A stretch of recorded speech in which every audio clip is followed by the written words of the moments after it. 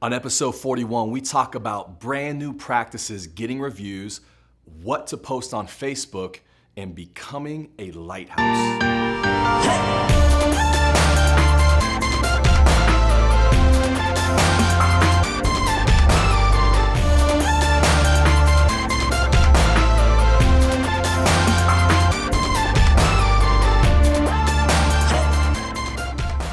Hey everybody, what's up and welcome to the 88 Dental Marketing Show. You know, the internet's only dental show that's answering marketing's most important questions. I am your host, Joshua Scott, and this right here is episode 41, and it's a very special episode for a few reasons. One, we're in a different location. If you followed the episode last time, episode 40, you know that we're in a bit of a holding pattern with our new studio space, and man, it's still not done yet. And so we're here at this temporary space, just leasing it out. Here's the team, hard at work. These guys work great no matter where we're at, but that's the situation, trying to be patient. So hopefully we'll be in the new studio space here soon. That's number one. And then secondly, this episode, all the questions are from my speech last week to Delta Sigma Delta at The Ohio State University. I speak to those guys once a year, always have a great time, just college students asking questions. And they threw some really good ones at me. So wanted to share those with you guys. Oh, and one other thing before we get into the show, this month's featured article right down below, you'll find the link to it in the show notes, but it's what time is the 3 o'clock parade? And it's a great article, kind of moving, the whole concept of moving from customer service to customer experience. We'll put a link up. Jay Moore, you can put a little like graphic here, right? Yeah, right? Yeah, right in there. So we got that. And that's it. Let's get to some questions. Our first question is from Jack. How should a new practice go about getting reviews? Jack, really good question. And I think as a new practice, you just have to start with that discipline in place from day one and really making that system a priority, that value of your practice. And honestly, I think bringing patients along in that journey, you know, whether you're buying the practice or starting one from scratch, patients want to help you. They want to help you succeed. And so you're kind of bringing them along in the journey like, hey, help us out, leave us a review, help us tell everybody about how great this practice is. And I think you'll be surprised at how many of them actually do that. But you know, as a new practice, you're definitely starting from behind, probably with all those in your area. And you're gonna see here one day as you start searching for dental practices online, we see this with restaurants right now. Like if I were today, at this moment, to search Columbus, Ohio restaurants, you're gonna see a little ranking feature that comes up in that search, and you can actually search by reviews. And so we'll put that graphic up here, just a little example of what's happening there, but you can hit that and it'll rank those practices or those restaurants by reviews. And so it's something that you've got to come out of the gates running with because you may have to catch up to others in that area. But man, allow patients to come along this journey with you of building a new practice, and I think you'll be surprised. Question number 2 from Alan. I heard that Healthgrades reviews are affecting insurance reimbursements to providers. Alan, great statement. I actually haven't heard this before, but man, I think it would be a brilliant play because, you know, there's a lot of people that are still sleeping on reviews and it's a passing fad and let's wait and see what happens.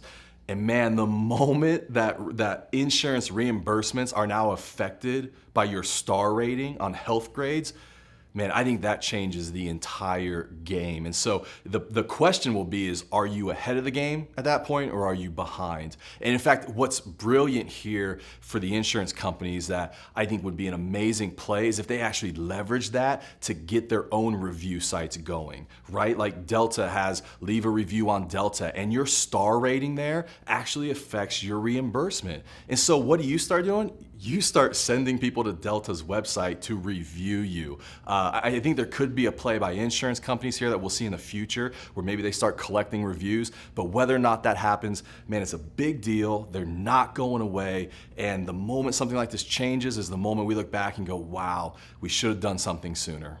Question number 3 from Kylan. What should a dental practice be posting on Facebook?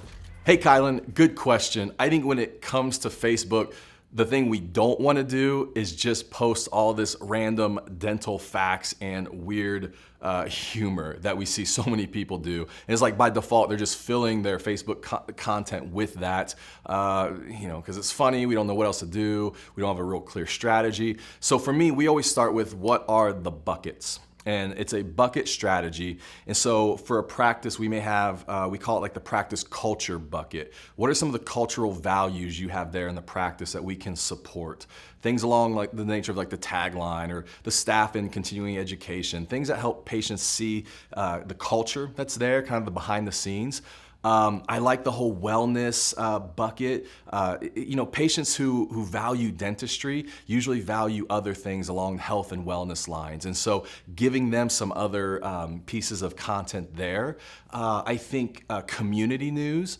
If you're a dental practice, you're in a community. Why not share like that the farmers market is happening this next Thursday at 8 a.m. and stop by, maybe you're there and stop by and say hi, or maybe you're just promoting the events that are going on in the community. Everything doesn't have to be about dentistry.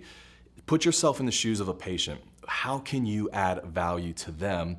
Create those 4, 5, 6 different buckets, and then every month just strategize. What can we fill those buckets with?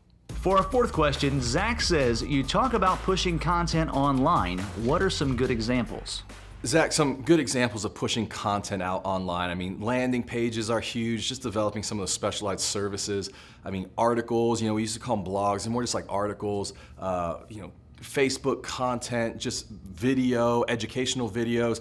I mean, really, it's just becoming more of a content mentality. Because look, here's the deal, is patients, consumers, want to be educated. They're looking for somebody, especially in healthcare, they're looking for somebody to stand up and become educators, to become a lighthouse, somebody to stand up and say, let me help you along in this journey and help you make decisions. And so there's a really great example of that here in Columbus.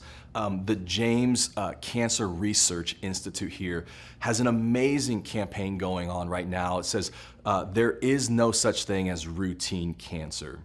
And the whole premise of that campaign is that there's no other person like you. Like, you are unique, and so your cancer is unique, and they treat it that way. And the James here in Columbus, man, they're educational leaders. They push content, they educate, and they have become a lighthouse. And so that's what I'm talking about, is stepping up, pushing education, pushing content, and kind of raising your hand and saying, hey, we're the leaders, we're the educators, we're the lighthouse in this community. And I think when you do that, you'll find that people follow you and that people turn to you and they look to you as the leader in your community. And so, guys, that wraps it up for episode number 41. Question of the show, kind of your homework. What type of buckets do you have for your Facebook content?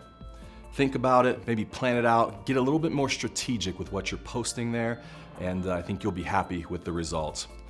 Guys, thanks so much for being here. Episode 41. I'll see you next time.